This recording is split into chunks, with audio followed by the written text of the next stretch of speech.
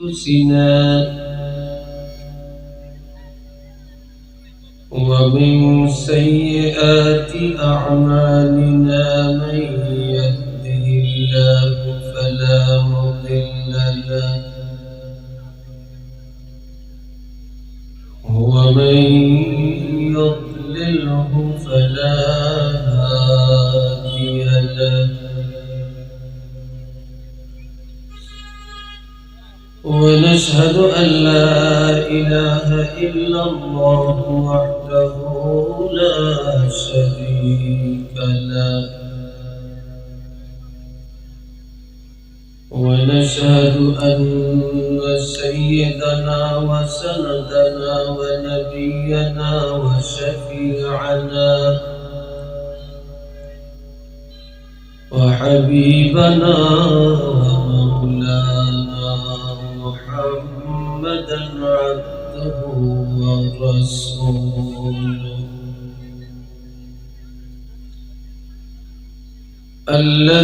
الذي أرسله بالحق بشيرا ونذيرا وداعيا إلى الله بإذنه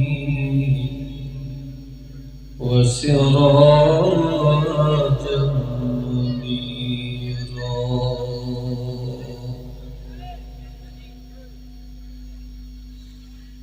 أما بعد فأعوذ بالله من الشيطان الرجيم بسم الله الرحمن الرحيم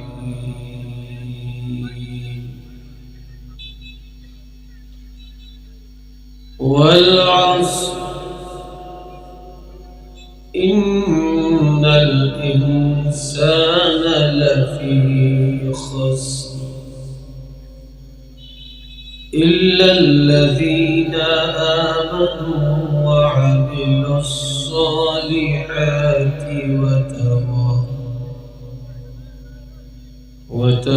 وتواصوا بالحق وتواصوا بالصبر صدق الله العظيم وصدق رسوله النبي الكريم إن الله وملائكته يصلون على النبي يا أيها الذين آمنوا صلوا عليه وسلموا تسليما صلى الله على محمد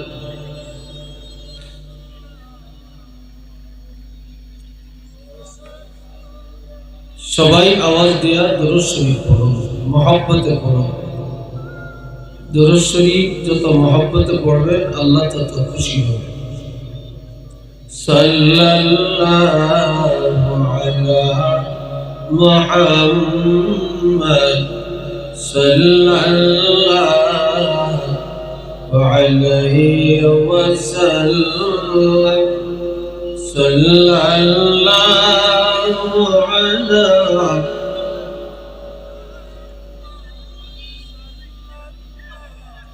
বাইরের মাইকগুলো কি চলে না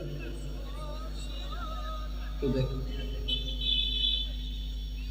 شد أجود رحمة للعالمين مسجد أوشد غمار والزمين صلى الله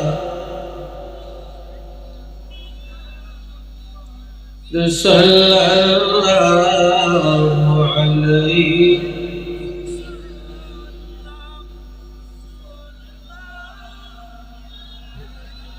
محمد صلى الله عليه آके आमद नौ के फालक महबजों अंबिया औलिया मुहताजियों सल्लल्लाहु मुहम्मद सल्लल्लाहु अलैहि सल्लल्लाहु अला मुहम्मद सल्लल्लाहु अलैहि बलगल उला बिकमालिही कशफ दुजा बिजमालिही हसनत जमीअ खिसालिही सल्लु अलैहि व आलिही। अल्हम्दुलिल्लाह नय मौजा इस्लामिक वेलफेयर ट्रास्टेर उद्योगे पंचम दोया महफिल और इस्लामिक कन्फारेंसे श्रद्धेय सभापति आजके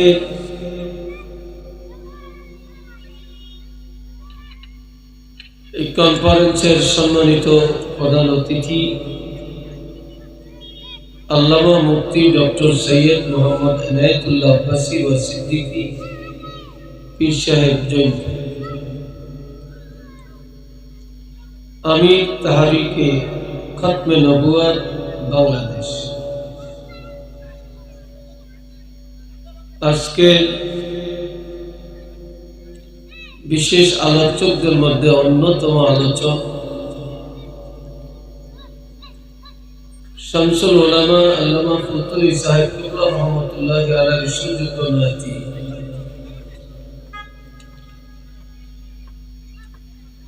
হযরত মাওলানা হাফিজ মির্জা আহমদ চৌধুরী মাদ্দাজিল্লাহুল আলী গবেষক এয়ারপোর্ট বিশ্ববিদ্যালয় জার্মান हजरत उलमाए किराम আমার সামনে উপস্থিত মুরব্বিয়ানে किराम কলিজার টুকরো যুবক ভাইরা পর্দার আড়ালের মম করে আল্লাহ পাকের দরবারে আমরা সবাই শুকর আদায় করব উচ্চ আওয়াজে বলবো আলহামদুলিল্লাহ।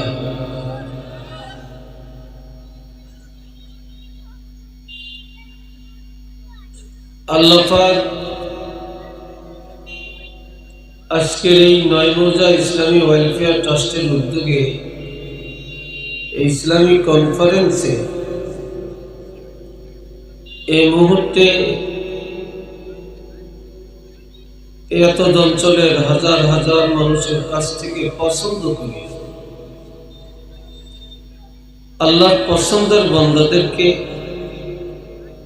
নবীর পছন্দের উম্মতদেরকে এই বেহেশতের বাগানে বসার তৌফিক দান করেছে।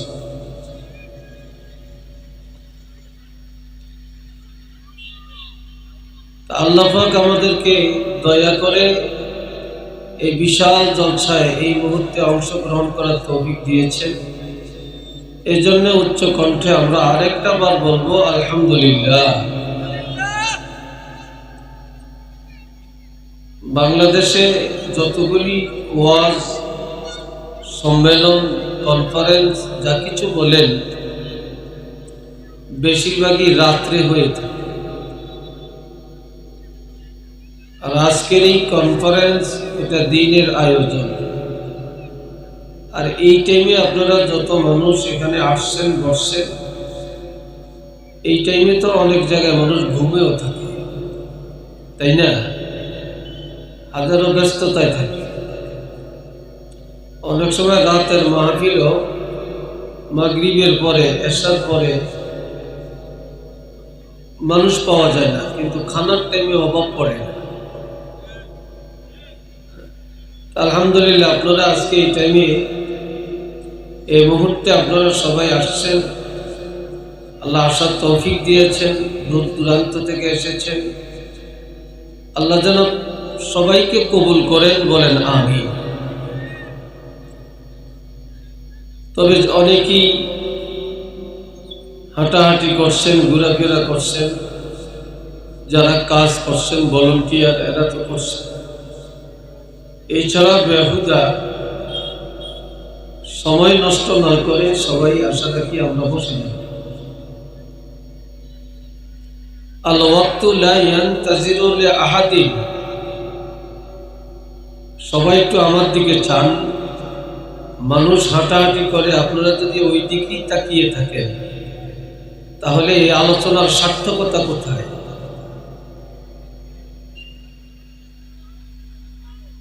সময় কারোর জন্য অপেক্ষা করে না। সময় সময়ের গতিতে চলছে, আমরা আমাদের গতিতেই চলছি। এখন কনফারেন্স হয়, এটাও ঠিক। সম্মেলন হয়, এটাও ঠিক। ইসালে সব হয়, ওয়াজ মাহফিল বলে, এই দিনই যতগুলি অনুষ্ঠান হয় আগের চাইতে অনেক বেশি হয়। আগের চাইতে অনেক অনেক বেশি হয় এবং অনেক টাকা ব্যয় হয়, অনেক জাঁকজমকে হয়। কিন্তু আমাদের আমলটা আর আমাদের চরিত্রটা যত জাঁকজমক হওয়ার কথা, সেই আমাদের চরিত্র আর আমলের মধ্যে কোনো জাঁকজমকতা নাই। আমরা প্রত্যেকটা ভালো কাজের শুরুতে এই নিয়ত আমাদের থাকতে হবে যে আমাদের আমলটাও যেন সুন্দর হয়।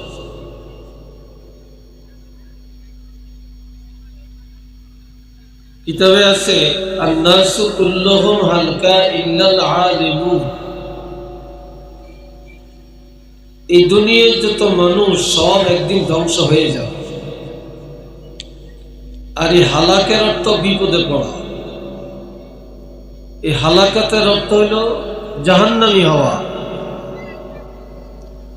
তবে তারাই নাজাত পাবে ইল্লাল আলিমুন, যারা জ্ঞানী, যারা আলেম। ওয়াল আলিমুন কুল্লুহুম হালকা ইল্লাল আমিলুন। এই দুনিয়ায় যত জ্ঞানী মানুষ আছে, আলেম আছেন, বিদ্বান আছেন, সব ধ্বংস হয়ে যাবে। শুধুমাত্র তারাই রক্ষা পাবেন যাদের মধ্যে আমল আছে। কি আছে? যাদের মধ্যে আমল আছে। والعاملون كلهم هلكا إلا المخلصون। আমলদার মানুষগুলি ধ্বংস হয়ে যাবে। তারা ধ্বংস হবে না যাদের আমলের মধ্যে আল্লাহর সন্তুষ্টি আছে। কি আছে? আল্লাহর সন্তুষ্টি আছে। কেউ আমল করে আল্লাহর জন্য, আর কেউ আমল করে মানুষকে দেখানোর জন্য। কেউ দান করে আল্লাহর জন্য, কেউ দান করে নামের জন্য। কেউ হজ করে আল্লাহর জন্য, কেউ হজ করে হাজী সাহেব নাম ফুটানোর জন্য। তো যারা আল্লাহর জন্য ইবাদত করে, কেউ তসবিহ পড়ে নিজকে খুব দরবেশ সাজানোর জন্য, আর কেউ তসবিহ পড়ে আল্লাহকে সন্তুষ্ট করার জন্য। তা আল্লাহর জন্য যারা ইবাদত করে একমাত্র তারাই রক্ষা পাবে, তারাই নাজাত পাবে। একটু চিল্লিয়া বলেন সুবহানাল্লাহ। এখন এই মুখলিসওয়ালা মানুষের যথেষ্ট অভাব সমাজে, রাষ্ট্রে।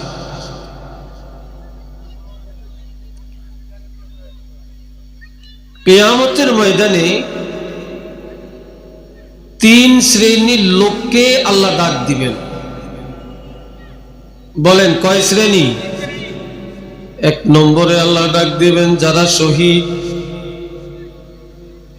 শহীদকে ডাক দিবেন। দ্বিতীয় ডাক দিবেন গাজী সাহেবকে।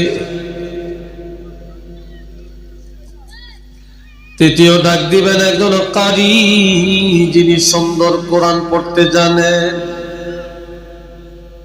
আন্তর্জাতিক কারি, যারা কেরাত পড়েও পুরস্কার অর্জন করে, ঠিক না? পুরস্কার অর্জন করে। আবার অনেক মাহফিলে এখন আমরা অনেক বক্তারাও এমনভাবে কেরাত পড়ে এবং মানুষ আল্লাহু আকবার কে চিল্লিয়ে ওঠে, আল্লাহু আকবার জোরে না বললে মন খারাপ হয়ে যায়। আছে না এমন?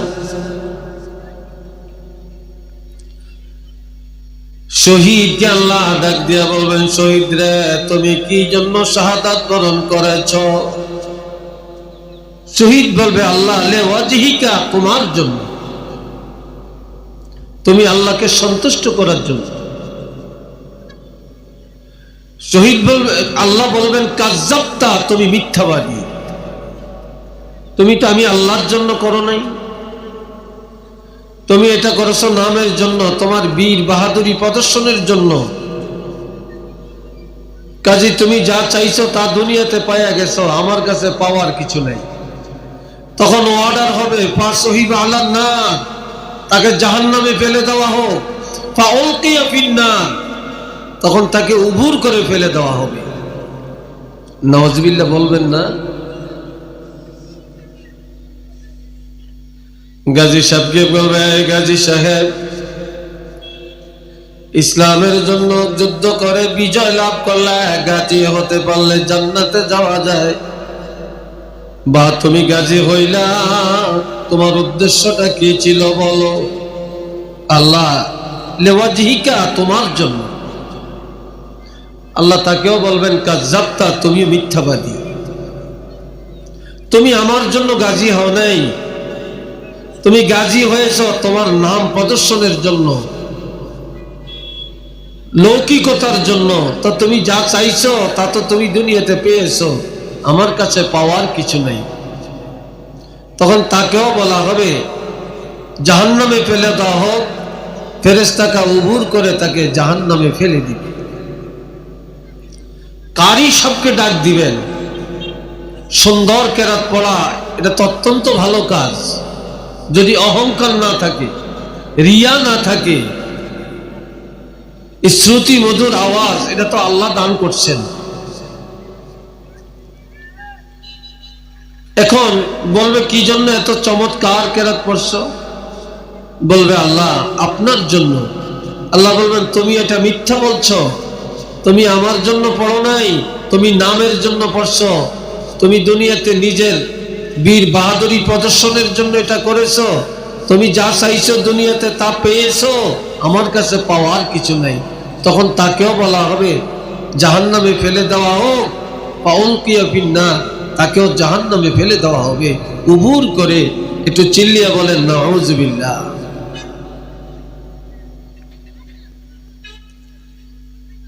এই জন্য আমাদের প্রত্যেকটা কাজের মধ্যে সবচেয়ে গুরুত্বপূর্ণ যে জিনিসটা, সেটা হচ্ছে ইখলাস।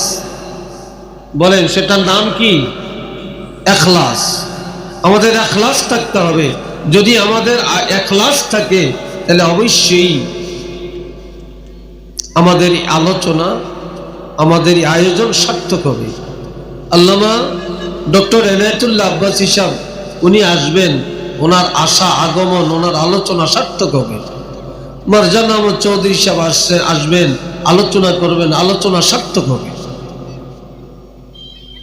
আল্লাহ আমাদেরকে কবুল করেন, এই ইখলাসওয়ালা হওয়ার তৌফিক দান করেন। সবাই বলি আমিন। আর একটু জোরে কর না আমিন।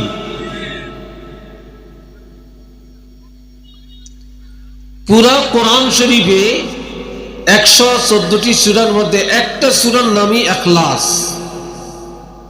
কয়টা? জোরে বলেন কয়টা? একটা সূরার নাম, যে ইখলাসের উপরে একটু আগে মাওলানা একটু আলোচনা করেছিলেন। হাজরিন, আমি আপনাদের কাছে ছোট্ট একটা সূরা পড়ছি। এই সূরাটির নাম সূরাতুল আসর। বলেন সূরাটার নাম কি? সূরা আসর।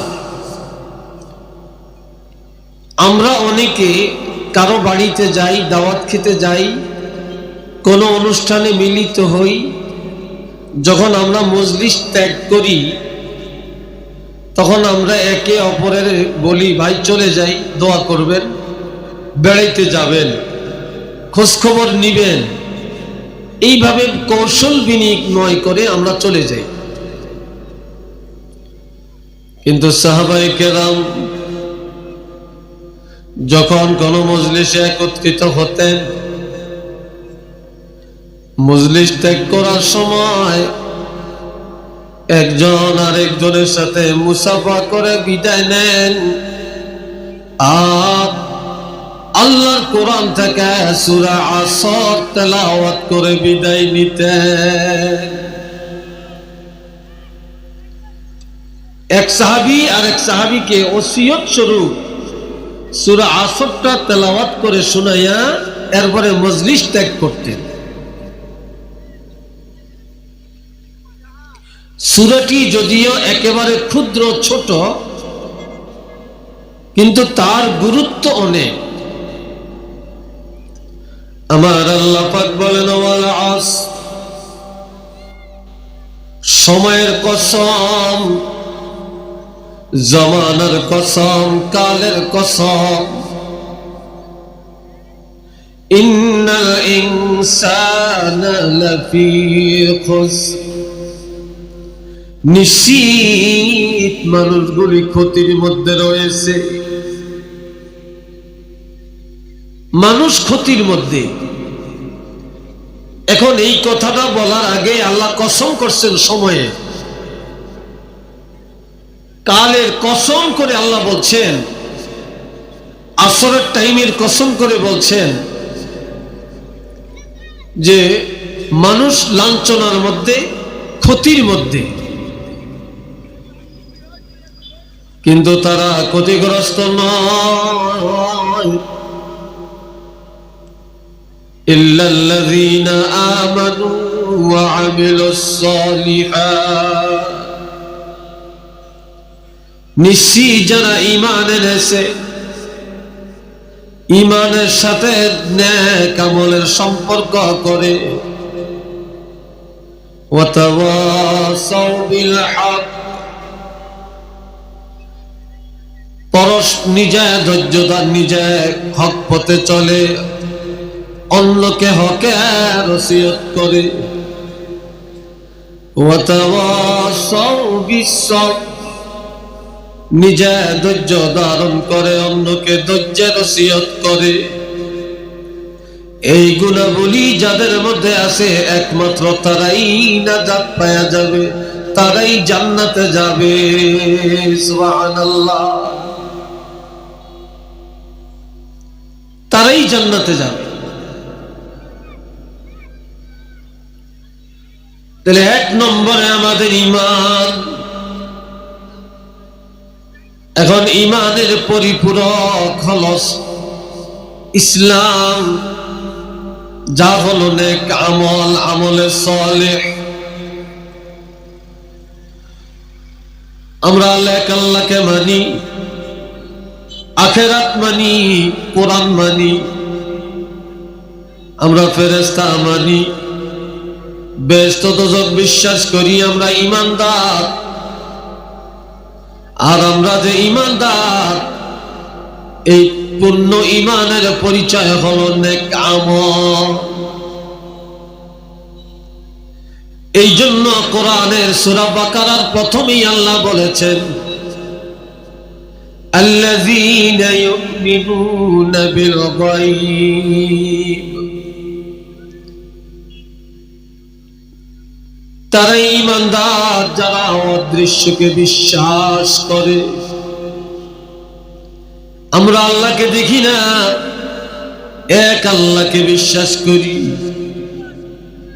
তাকদীর দেখি না, বিশ্বাস করি। ফেরেশতা দেখি না, বিশ্বাস করি।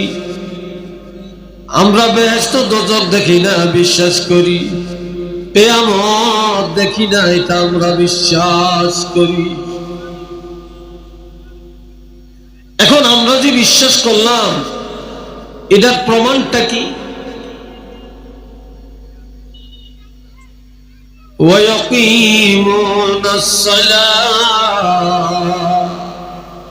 যারা অদৃশ্যকে মানে তারাই নামাজ কায়েম করে, তারাই নামাজ কায়েম করে। ঈমান যাদের আছে তাদের নামাজ আছে, ঈমান যাদের নাই তাদের নামাজও নেই। লা সালাতা লিমান লা ঈমান লাহু, যার নামাজ নাই তার ঈমান নাই, যার নামাজ আছে তার ঈমান আছে। আর নামাজটি হলো ঈমানের পরিপূরক এবং ঈমানের পরিচয়। ওয়া মিম্মা রাযাকনাহুম ইউনফিকুন, যারা অদৃশ্যকে মানে, যারা ঈমানদার, তারা আল্লাহর দেওয়া সম্পদ আল্লাহর পথে ব্যয় করে, অর্থাৎ তারা যাকাত আদায় করে। والذين يؤمنون بما أنزل إليك وما أنزل من قبلك, হাবিব আপনার উপরে যে কোরআন নাজিল করা হয়েছে, এই কোরআনের উপরে যারা বিশ্বাস রাখে, আপনার পূর্ববর্তী কিতাবকে যারা মানে, আখিরাতের প্রতি যারা গভীর বিশ্বাস রাখে, তারাই হলে ঈমানদার। তাদের ঈমানের মধ্যে কোনো খাইট নাই। একটু চিল্লিয়ে বলবো সুবহানাল্লাহ।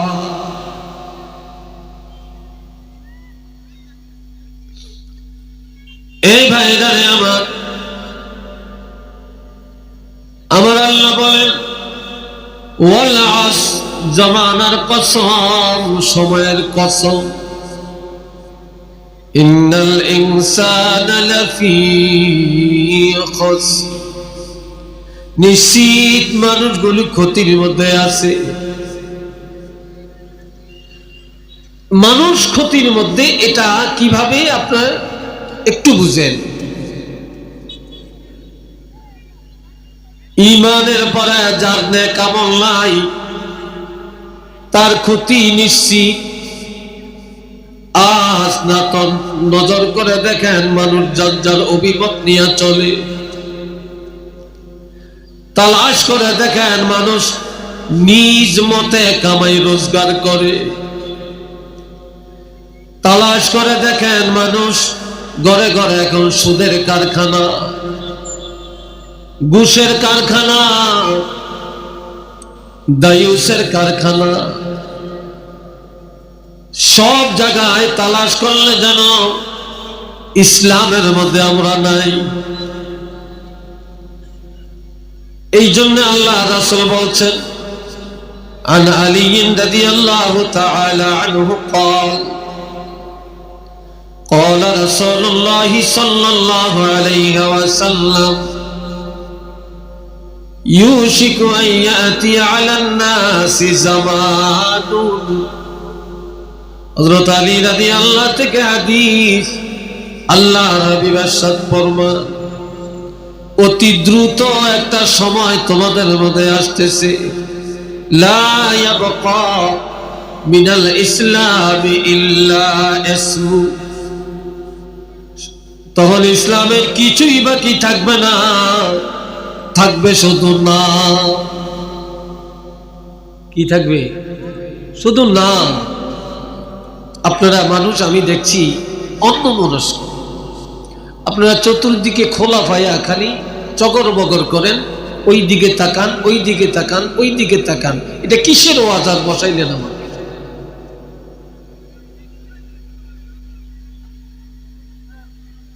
আমি তো এটা পছন্দ করি না। আপনি যদি ওয়াজ নাই শুনেন, কথা নাই শুনেন তা বসলেন কেন? কেউ আসবে কেউ যাবে, চতুর্দিক খোলা আছে, মানুষ হাঁটাহাঁটি করবে, ওই দিকে তাকাইলেন আপনি কি ছাত্র হলেন আর কি এলেম শিখতে বসলেন? এই ভাইরা খেয়াল করেন, আমার নবী বলেন এমন একটা সময় দ্রুত তোমাদের মধ্যে আসছে, লা ইয়াবকা মিনাল ইসলামি ইল্লা ইসমু, ইসলামের কিছুই বাকি থাকবে না, থাকবে শুধু নাম। আমরা মুসলমান, আমাদের পিতামাতা মুসলমান, পূর্বপুরুষ মুসলমান, আমাদের ধর্ম ইসলাম, শুধু এই নামটাই পাওয়া যাবে, মুসলমানের মধ্যে বাস্তবে মুসলমানই পাওয়া যাবে না, মুসলমানই পাবেন না। দুনিয়াতে সব কিছু ভালো পাওয়া যায়, সব ভালো পাওয়া যায়, কিন্তু দুনিয়ায় তালাশ করলে ভালো মুসলমানের অভাব। নামে মুসলমানের অভাব নাই, কিন্তু খাঁটি মুসলমানের অভাব।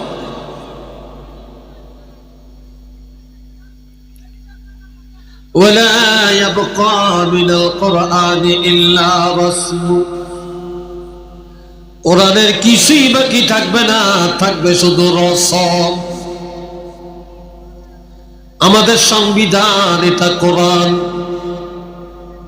সর্বোত্তম কিতাব আমরা পাইছি, নাম কোরআন। নবীর মাধ্যমে কোরআন পাইছি এই নাম। এই শুধু কোরআনের রসমটা থাকবে। আমাদের সংবিধান কোরআন, আমরা কোরআন পাইছি, কোরআন পাইছি, আমরা সর্বশ্রেষ্ঠ জাতি। শুধু এই রসমটাই সমাজের মধ্যে প্রকাশ পাবে। মুসলমানের ধর্মের বিধান হলো কোরআন, মুসলমান ইমানদারের সংবিধান কোরআন। এই রসমটা আছে, তালাশ করলে কোরআনের আমল নাই। কি কথা ঠিক কিনা বলেন? তালাশ করলে কোরআনের আমল নাই। কোরআনে নামাজের কথা আছে না? কোরআনে হজের কথা আছে না? কোরআনে পর্দার কথা আছে না? কোরআনে হালাল খাওয়ার কথা আছে না? কোরআনে নেক আমলের অর্ডার আছে না? সব নবী রাসূলদের কথা আছে না? তাহলে কোরআন আর কোরআনে যা আছে, কোরআন শুধু আমাদের সংবিধান, এই রসমটা আছে, কিন্তু কোরআনের আমল তালাশ করলে নাই।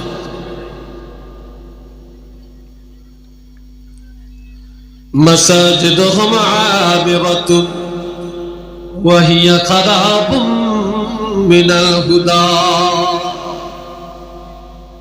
মসজিদগুলি হবে ইমারত বা অট্টালিকা, যেখানে যাবেন দেনান দেন হাইফাই মসজিদ, রূপ রং অনেক সুন্দর, দোতলা, তিনতলা, পাঁচতলা, টাইস, মৌজার, ঝাড়বাতি, তার মানে কত সুন্দর, কত চমৎকার। কিন্তু মসজিদগুলি সুন্দর, হেদায়েত থাকবে শূন্য।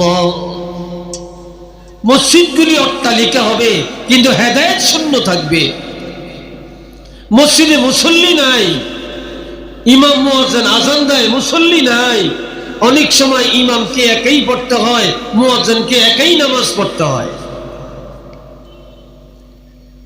কিন্তু মসজিদ আছে হাইফাই, এবং মসজিদগুলি সুন্দর হবে, অট্টালিকা হবে, মানুষের আমল সুন্দর হবে না। যেই সময় মসজিদ ছিল কাঁচা, আমল ছিল পাকা, ঠিক না? আমল ছিল পাকা, মসজিদ ছিল টিনের, সোনের, মানুষের ঈমান ছিল তাজা, শক্তিশালী। আর এখন মসজিদ হইল হাইফাই, মসজিদ হলো রাজপ্রাসাদের মতো, কিন্তু আমল হয়েছে কাঁচা। আমল তো সুন্দর নাই, আমল ভালো নাই।